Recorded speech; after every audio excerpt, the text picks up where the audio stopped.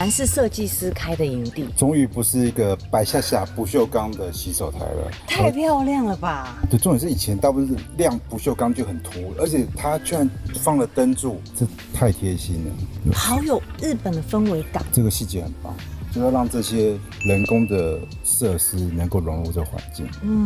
右手边就是大站板区，然后这边的话就是车子不能停旁边，车子要移到停车场那边。然后我们这次厕所是集中式卫浴，它厕所有2间，这是小耳间有2间，而且厕所是免治马桶。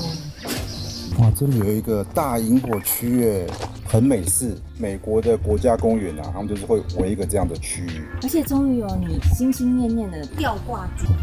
梦想中的小屋又出现了。对啊，如果可以的话，自己有一间，对不对？不是，如果可以的话，我一天住露营车，我一天想要住小木屋。你看有这样的小木屋在树林里面，前面柴炉，这边有大烽火台。民主有卖木头，然后是像树皮这样子，然后它是一烙300元，再自己汇款给老板。